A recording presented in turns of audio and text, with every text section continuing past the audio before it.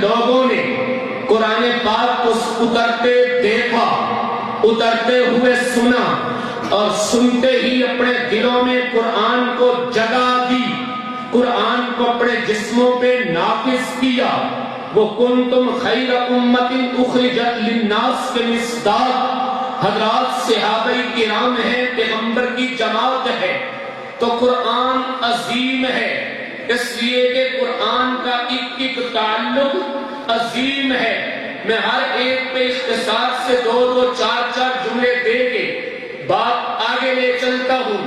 قرآن عظیم ہے، جس ہستی نے بھیجا وہ رب العالمین ہے، کائنات کے ذرے ذرے کے خالق ہے، پتے پتے کے مالک ہے، وہی ایک اللہ ہی تو ہے جس نے زمین کو بچھونا بنایا، وہی اللہ ہی تو ہے جنہوں نے آسمان کو چھت بنایا، وہی اللہ ہی تو ہے جس نے مہکتے گلستان بنائے، وہی اللہ ہی تو ہے جنہوں نے چہکتے بلبل بنائے، وہی اللہ ہی تو ہے جنہوں نے چرند پرند بنائے، وہی اللہ ہی تو ہے جنہوں نے شجر حجر بنائے، وہی اللہ ہی تو ہے جنہوں نے بر و بحر بنائے، وہی اللہ ہی تو ہے جنہوں نے شرق غرب بنائے، وہی اللہ ہی تو ہے جنہوں نے شمال و جنوب بنائے، وہی اللہ ہی تو ہے جنہوں نے جن و انس بنائے،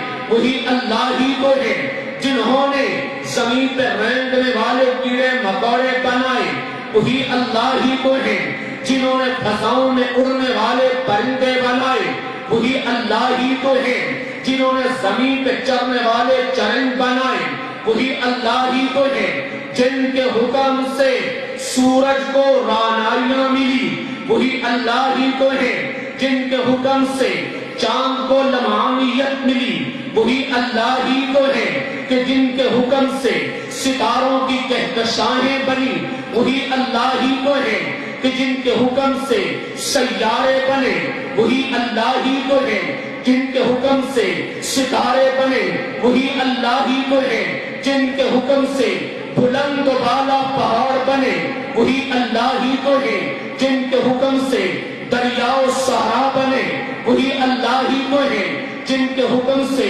بر و بحر بنے، اور وہی اللہ ہی تو ہے جن کی عظمت کا نغمہ کائنات کے ذرے ذرے کی زبان پہ ہے۔ آپ پوچھنا چاہو تو بڑا آسان لفظوں میں جواب ملے گا، پہاڑوں کی بلندیوں کی زبان پہ اس اللہ کی قدرت کا نغمہ ہے، بلبل کی زبان پہ اس اللہ کی قدرت کا نغمہ ہے۔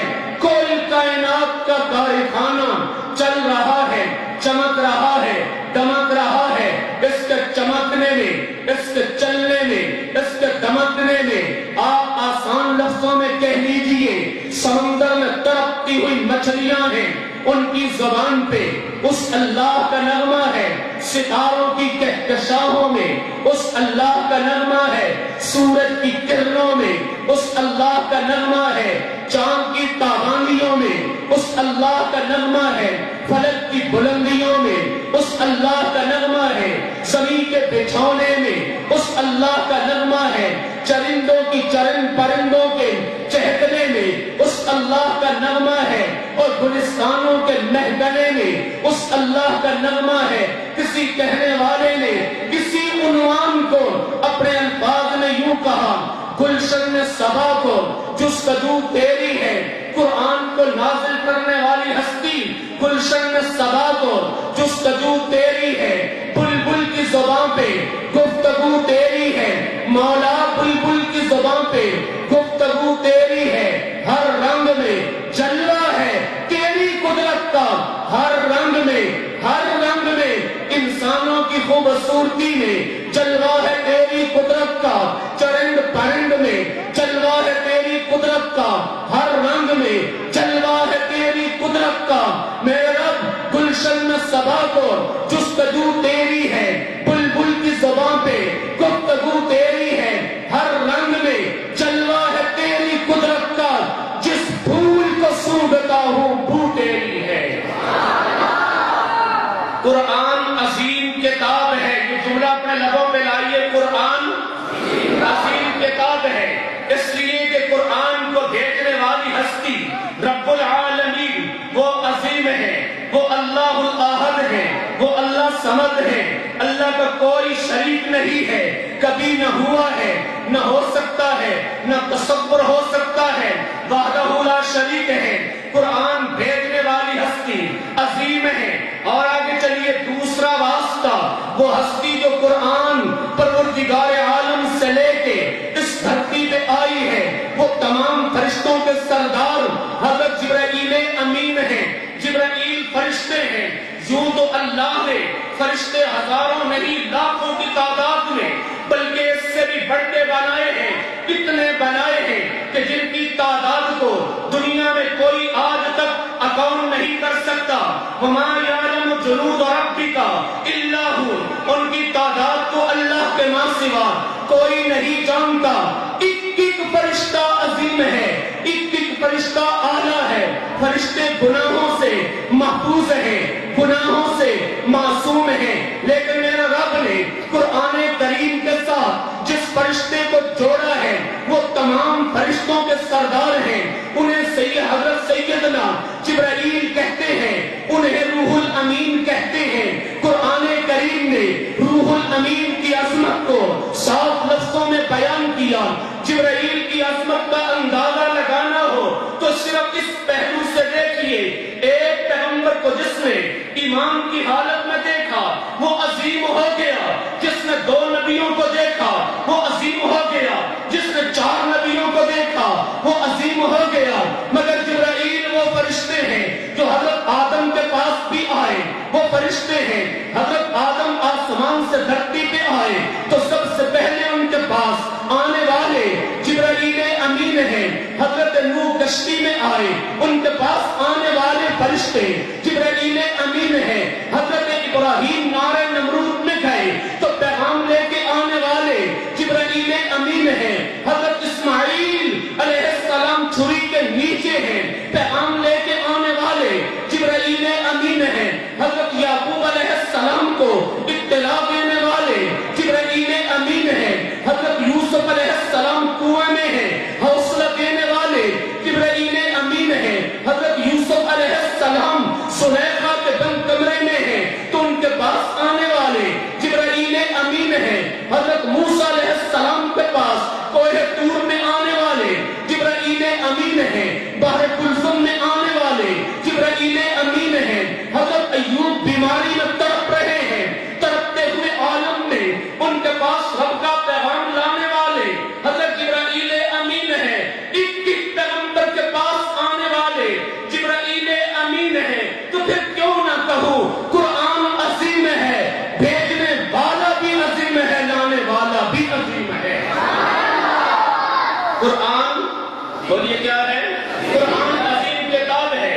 اور آگے چلیے، تیسرا تعلق قرآن کریم سے اس ہستی کا ہے جن کے کلمے مبارک کے قرآن کریم نازل ہوا۔ اس ہستی کی عظمت کو کس عنوان سے بیان کریں؟ اگر ان کے بدن کی طہارت کو بیان کرنا شروع کریں تو اللہ کی قسم، بدن کی طہارت، نظافت اور صفائی کو بیان کرنے کے حقیقی مفہوم کے لیے نہ عربی میں کوئی لفظ وضع ہو سکا، نہ اردو میں کوئی لفظ وضع ہو سکا۔ میں جو اپنی محبت سے کہتا ہوں کہ آقا علیہ السلام کا جسم طاہر ہے تو طاہر لفظ چھوٹا ہے، آقا کا بدن طیب ہے، طیب لفظ چھوٹا ہے، آقا کا جسم ازکا ہے تو ازکا لفظ چھوٹا ہے، آقا کا جسم اطہر ہے، اطہر لفظ چھوٹا ہے، آقا کا بدن معبر ہے، معمبر لفظ چھوٹا ہے، آقا کا بدن مطیب ہے، مطیب لفظ چھوٹا ہے۔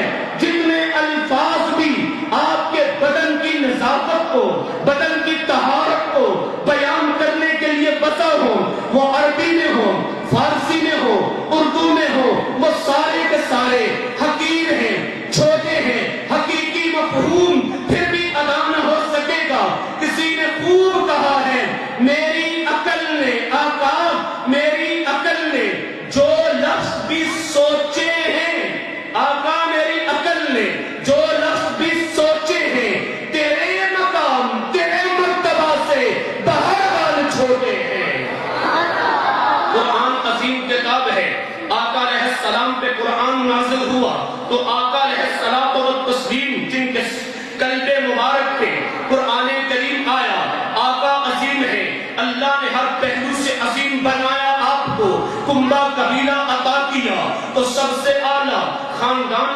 کیا تو سب سے اعلیٰ جسم عطا کیا تو سب سے اعلیٰ نسب عطا کیا تو سب سے اعلیٰ مقام عطا کیا تو سب سے اعلیٰ علم عطا کیا تو سب سے اعلیٰ حلم عطا کیا تو سب سے اعلیٰ عمل عطا کیا تو سب سے اعلیٰ تحمل عطا کیا تو سب سے اعلیٰ صبر عطا کیا تو سب سے اعلیٰ بردباری عطا کی تو سب سے اعلیٰ عبادت عطا کی تو سب سے اعلیٰ دیانت عطا کی تو سب سے اعلیٰ شرافت عطا کی تو سب سے اعلیٰ سیاست عطا کی تو سب سے اعلیٰ انوارات عطا کیے تو سب سے اعلیٰ برکات عطا کی تو سب سے اعلیٰ فتوحات عطا کی تو سب سے اعلیٰ نبوت عطا کی تو سب سے اعلیٰ امامت عطا کی تو سب سے اعلیٰ قیادت عطا کی تو سب سے اعلیٰ شرافت عطا کی تو سب سے اعلیٰ سیادت عطا کی تو سب سے اعلیٰ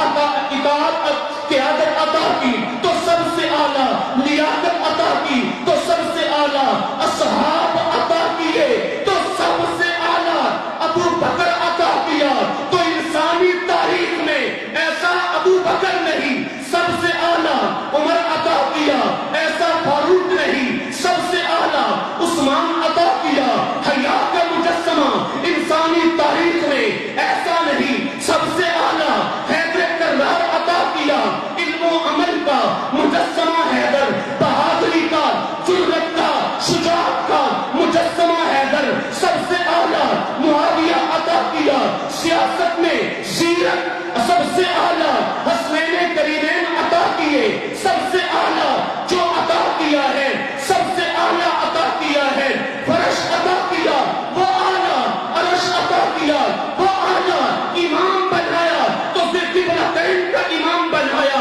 نبی بنایا نبی الانبیاء بنایا امام بنایا امام الانبیاء بنایا تو پھر کیوں نہ کہوں تجھ سا نہیں پایا کوئی چشم فلک نے آقا تجھ سا نہیں پایا کوئی چشم فلک نے ناز کیا تیری آمد پہ مالک نے ملک نے حصول وحی میں موسیٰ طور پہ پہنچے پر کیا عجب جو وہی تیرے حضور پہنچے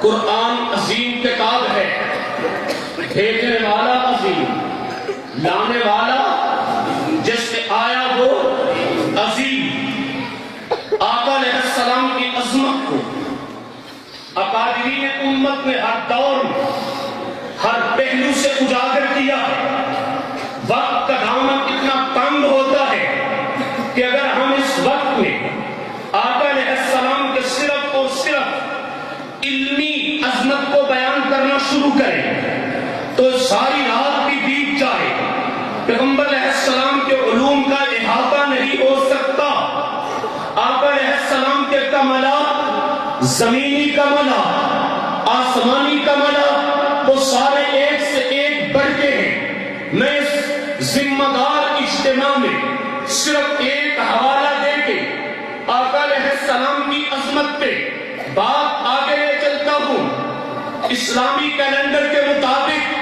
یہ ابھی شروع ہونے والا مہینہ یہ مہینہ ماہ رجب ہے مہینہ کون سا آنے والا 2-4 دنوں میں آنے والا مہینہ ماہ رجب ہے رجب کے مہینہ میں آقا علیہ السلام نے فرش سے عرش سے بھی اوپر تک سفر کیا جسے ہم سفر معراج کہتے ہیں سفر معراج اس کی کئی توجیحات علماء امت نے کی ہیں اللہ کریم کروٹ رحمت نازل فرمائے ہمارے اکابرین میں سے ان میں سے مولانا محمد علی جالندری رحمہ اللہ تعالی کا حوالہ دینا چاہوں گا مولانا جالندری رحمہ اللہ تعالی نے فرمایا کہ سفر معراج یہ میرے آقا کی عظمت کا سفر ہے آقا کی عظمت کا سفر ہے اس سفر نے آقا کی عظمت بیان نہیں کی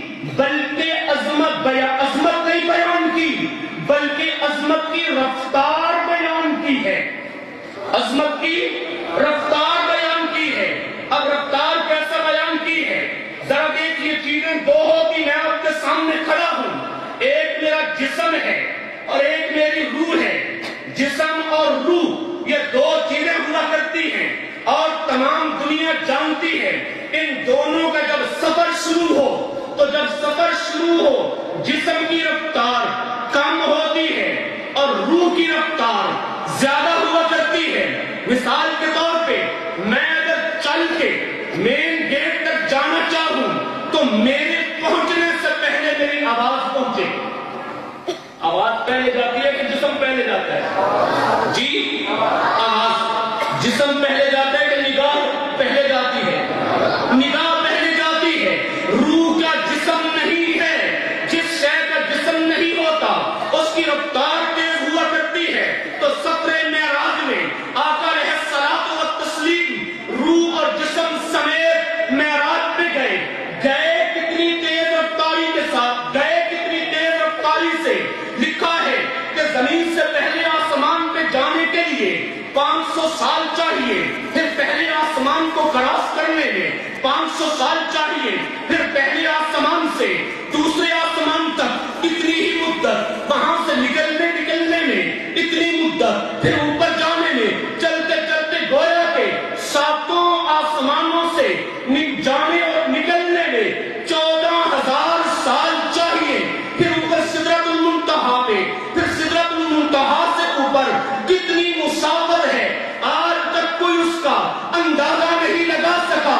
میرے آقا کے بدن میں، میرے آقا کے بدن نے، جسم نے مختصر سے وقت میں اتنا لمبا سفر طے کر لیا، اور جس ہستی کے بدن کی رفتار بلندیوں پہ جانے میں اتنی تیز ہو، اس کی روح کی رفتار کتنی ہوگی؟ اس کی روح کی رفتار کتنی ہوگی؟ تو آقا علیہ الصلوۃ والتسلیم کو پروردگار عالم نے باکمال بنایا، ہر اعتبار سے بنایا۔ ہندوستان کی دھرتی پہ جس وقت انگریز قابض تھا، انگریز نے برطانیہ سے بڑے بڑے پادریوں کو بلوایا اور کہا کہ اس خطے کے اندر مسلمانوں کو عیسائی بناؤ۔ پادری آئے اور پادریوں نے جگہ جگہ پہ چیلنج کرنے شروع کر دیے۔ ان چیلنج کرنے والوں میں ایک پادری فنڈر آیا، اس پادری فنڈر نے اعلان کیا، مسلمانوں تم کہتے ہو کہ معاذ اللہ تم کہتے ہو کہ سارے نبی وہ نیچے ہیں اور ہمارے پیغمبر اعلیٰ ہیں۔ آج میں تم 3 سوال کرنا چاہتا ہوں۔ اس نے پہلا سوال یہ کیا، مسلمانوں تم کہتے ہو ہمارے نبی اعلیٰ ہیں، حالانکہ قرآن کریم تو حضرت موسیٰ علیہ السلام کا تذکرہ کرتا ہے۔ حضرت موسیٰ علیہ الصلوۃ والتسلیم انہوں نے لاٹھی پتھر پہ ماری تو پانی کے چشمے جاری ہو گئے۔ موسیٰ پیغمبر کی لاٹھی سے پانی کے چشمے جاری ہوئے، تم اپنے پیغمبر کا ایسا کوئی معجزہ دکھاؤ۔ دوسرا سوال کیا کہ حضرت عیسیٰ علیہ السلام نے مردوں کو زندہ کیا، زندہ کر کے گفتگو کی، اگر تمہارے پیغمبر نے کسی مردہ کو زندہ کیا ہو تو اس کی مثال دکھاؤ۔ تیسرا سوال یہ کیا، قرآن کریم میں حضرت عیسیٰ کی اماں کا تذکرہ ہے، پورا قرآن کریم حضرت عیسیٰ علیہ السلام کی اماں حضرت مریم کی عظمت کو، ناموس کو، پاک دامنی کو، طہارت کو، تقدس کو بیان کرتا ہے، لیکن تمہاری اماں، تمہارے پیغمبر کی اماں حضرت آمنہ کا تذکرہ قرآن میں کہیں نہیں ہے۔ یہ سوالوں کا جواب دو۔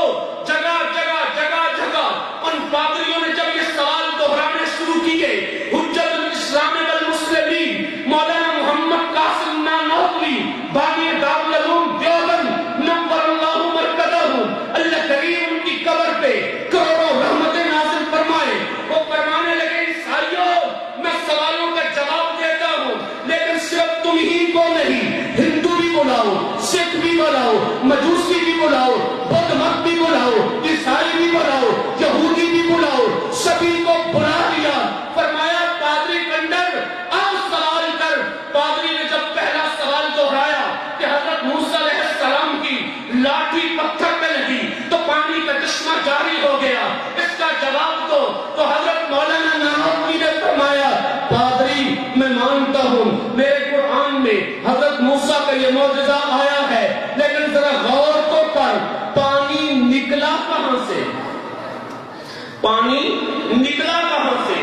لاٹھی پتھر پہ لگی، پتھر جن سے عرض ہے، اور جن سے عرض تو اللہ نے پانی کا دفینہ بنایا ہے، جن سے عرض تو اللہ نے پانی کا خزینہ بنایا ہے، کہ جن سے عرض سے تو پانی نکلنا ہی کرتا ہے۔ حضرت موسیٰ علیہ السلام کی لاٹھی سے پانی وہاں سے نکلا جہاں سے نکلتا تھا، نکلا کرتا ہے، اور کمال تو یہ ہے پانی وہاں سے نکلے جہاں سے نہ کبھی کل نکلا تھا، نہ اب نکلتا ہے، نہ کبھی نکلے گا۔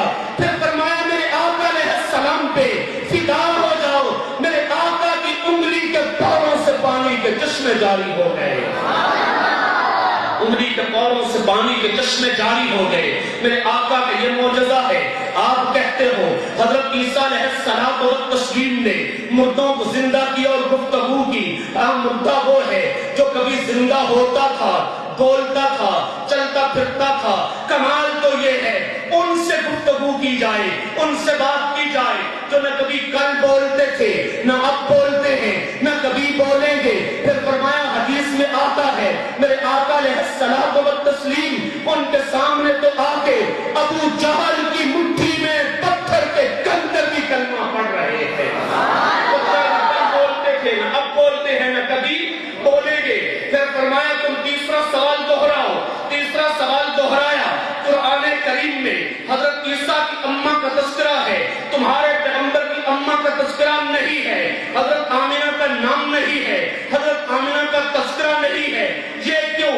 حضرت نانوتوی نے فرمایا ارے ظالم، نبیوں کی ماں پہ سوال کرتا ہے، ماں ماں ہوتی ہے، ماں عظیم ہوتی ہے، ماں کے اوپر سوال نہ اٹھایا کر، لیکن تم نے سوال اٹھا ہی دیا ہے تو میں جواب دینے لگا ہوں۔ قرآن کریم نے حضرت عیسیٰ علیہ السلام کی والدہ محترمہ، والدہ مکرمہ حضرت مریم صدیقہ کا تذکرہ کیا ہے۔ کیوں کیا ہے؟ اس لیے کہ ظالم نے ان کی پاک دامنی پہ انگلی اٹھائی ہے۔ تورات نہیں بولی، زبور نہیں بولی، انجیل نہیں بولی، صحیفے نہیں بولے۔ قرآن کریم نبی کی ماں پہ لگنے والے الزام کو دھونے کے لیے بول اٹھا۔ قرآن کی پوری سورت مریم نازل ہو گئی، اس لیے حضرت مریم کا تذکرہ آیا۔ ہمارے نبی کی اماں پہ کسی ظالم کو انگلی اٹھانے کی نوبت ہی نہیں آئی، نوبت ہی نہیں آئی۔ تو خیر قرآن بہت آگے چلا جائے گا۔ قرآن بولیے کیا ہے؟ قرآن عظیم ہے، اس لیے کہ بھیجنے والی ذات عظیم ہے، لانے والی ذات عظیم ہے، جس ہستی پہ آیا وہ ہستی عظیم ہے۔ اور آگے چلیے، جس شہر میں آیا وہ شہر عظیم ہے۔ قرآن کریم 2 شہروں پہ تو آیا، ایک مکہ مکرمہ، ایک مدینہ منورہ۔ قرآن پاک کی کچھ صورتیں مکی ہیں، کچھ صورتیں مدنی ہیں۔ مکہ بھی اعلیٰ ہے، مدینہ بھی اعلیٰ ہے۔ قرآن میں مکہ میں آیا، مکہ اعلیٰ ہے، مدینہ میں آیا، مدینہ اعلیٰ ہے۔ ان دونوں کی عظمت کو ہم تسلیم کرتے ہیں، لیکن محبت والے وہ عنوان نئے نئے تلاش کر لیتے ہیں۔ علماء محبت میں ایک بحث یہ چھڑ گئی، مکہ اعلیٰ ہے، مدینہ اعلیٰ ہے، لیکن ان دونوں میں کون اعلیٰ ہے؟ ان دونوں میں کون اعلیٰ ہے؟ کسی نے کہا مکہ اعلیٰ ہے، اس لیے کہ مکہ مکرمہ کا تذکرہ قرآن کریم میں آیا ہے۔ للذی ببکۃ مبارکا وہدی للعالمین فیہ آیات بینات مقام ابراہیم، وہاں مقام ابراہیم ہے، مکہ اعلیٰ ہے، مقام ابراہیم ہے، مکہ اعلیٰ ہے، وہاں صفا مروہ ہے، مکہ اعلیٰ ہے، وہاں پہ انبیاء کی نشانی ہے، مکہ اعلیٰ ہے، وہاں بیت اللہ ہے، مکہ اعلیٰ ہے، وہاں جبل رحمت ہے، مکہ اعلیٰ ہے، وہاں جبل نور ہے، مکہ اعلیٰ ہے، وہاں غار حرا ہے، مکہ اعلیٰ ہے، وہاں پہلی وحی کا نور ہے، مکہ اعلیٰ ہے، وہاں حاجیوں کا حج ہے، مکہ اعلیٰ ہے، وہاں عرفات ہے، مینا ہے، مزدلفہ ہے، مکہ اعلیٰ ہے، وہاں بیت اللہ کا طواف ہے، وہاں پہ سعی ہے صفا مروہ کی، مکہ اعلیٰ ہے، اماں ہاجرہ کی نشانیاں ہیں، مکہ اعلیٰ ہے، حضرت اسماعیل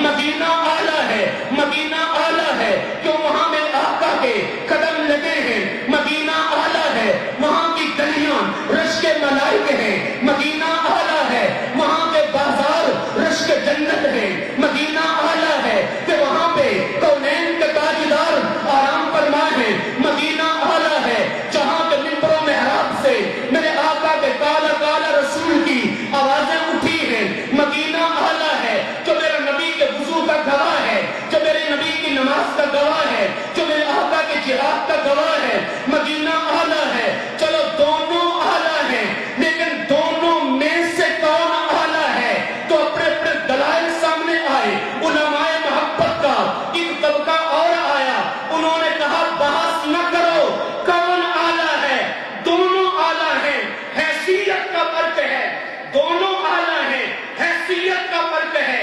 حیثیت کا فرق کیا ہے؟ ایک ہوتا ہے معبود اور ایک ہوتا ہے محبوب۔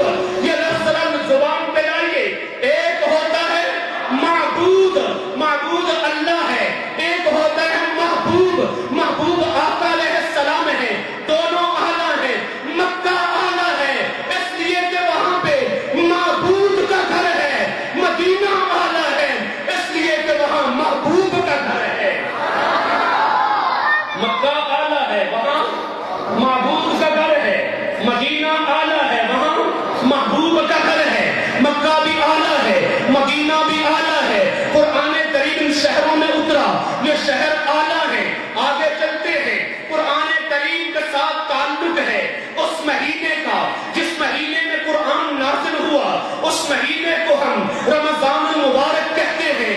یہ آنے والا ہے، رمضان آنے والا ہے، رجب اور شعبان پھر رمضان آنے والا ہے۔ رمضان کی عظمت پہ دلائل آپ نے علماء سے بہت سنے ہوں گے، میں صرف عنوان کو سمیٹتے ہوئے ایک بات کہنا چاہوں گا۔ پیران پیر شیخ عبد القادر جیلانی رحمہ اللہ تعالی نے خلیت الطالبین میں فرمائی، آپ فرماتے لوگوں رمضان اعلیٰ ہے، کیوں؟ اس لیے کہ رمضان، لفظ رمضان میں 5 حرف ہیں اور ہر حرف اللہ کا انعام ہے۔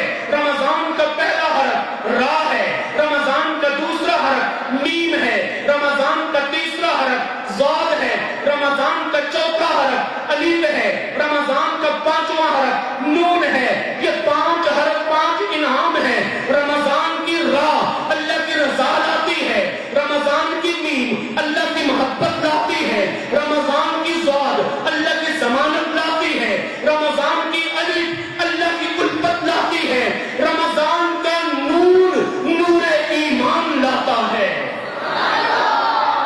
قرآن بولیے قرآن، یار نعرے میرا ذوق نہیں کرو والا، الحمدللہ آپ کا ذوق بھی شاید میرے والا ہی ہے، لیکن میرے ساتھ ساتھ جملہ تو بولیے رمضان قرآن عظیم کتاب ہے، لانے والی ذات اعلیٰ، بھیجنے والی ذات اعلیٰ، جس کے سینے میں آیا وہ سینہ اعلیٰ، جس شہر میں آیا وہ شہر اعلیٰ، جس مہینے میں آیا مہینہ اعلیٰ، جس رات میں آیا وہ رات اعلیٰ۔ وہ رات ہے شب قدر، لیلۃ القدر۔ لیلۃ القدر کی عظمت مستقل گفتگو مانگتی ہے۔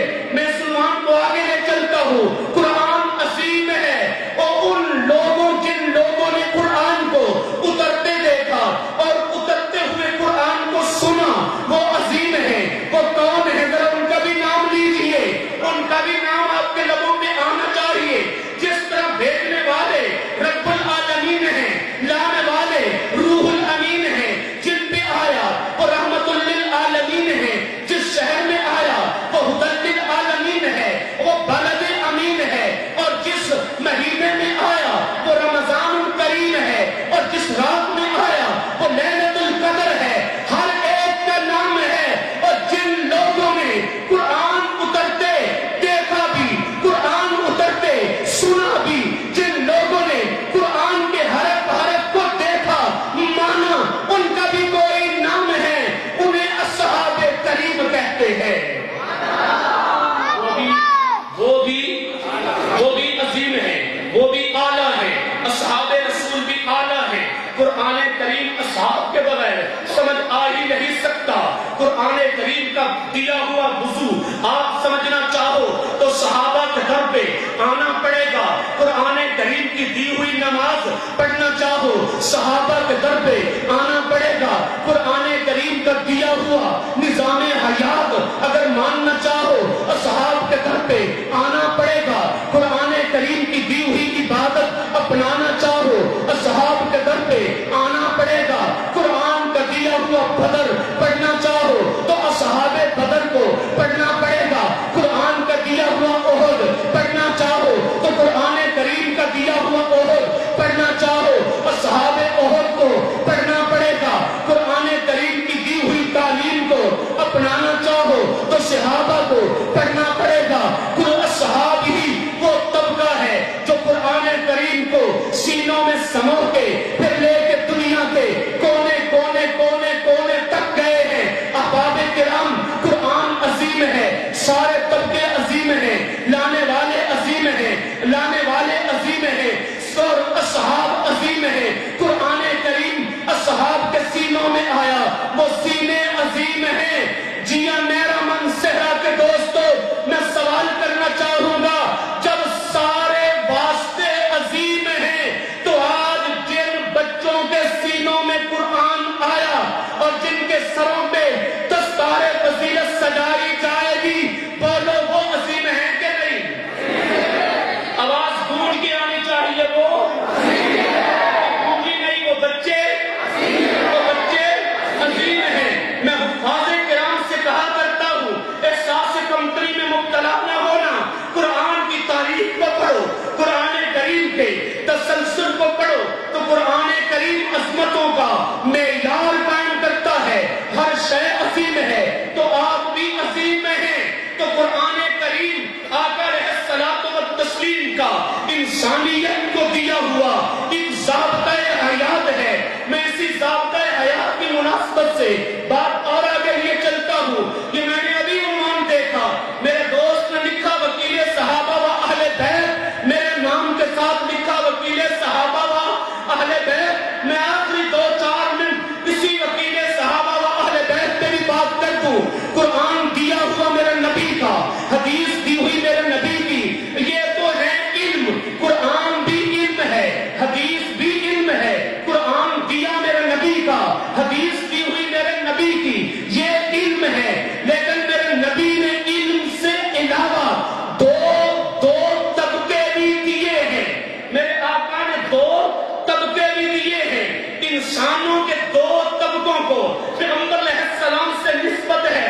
ایک نبی کا یارانہ ہے اور ایک نبی کا گھرانہ ہے۔ 2 طبقوں کو نسبت ہے میرے آقا سے، ایک نبی کا گھرانہ ہے اور ایک نبی کا یارانہ ہے۔ نبی کا گھرانہ اہل بیت کہلاتے ہیں، نبی کا یارانہ اصحاب رسول کہتے ہیں۔ نبی کا گھرانہ بھی اعلیٰ ہے، نبی کا یارانہ بھی اعلیٰ ہے، نبی کا گھرانہ بھی ہمارے ایمان کا حصہ ہے، نبی کا یارانہ بھی ہمارے ایمان کا حصہ ہے۔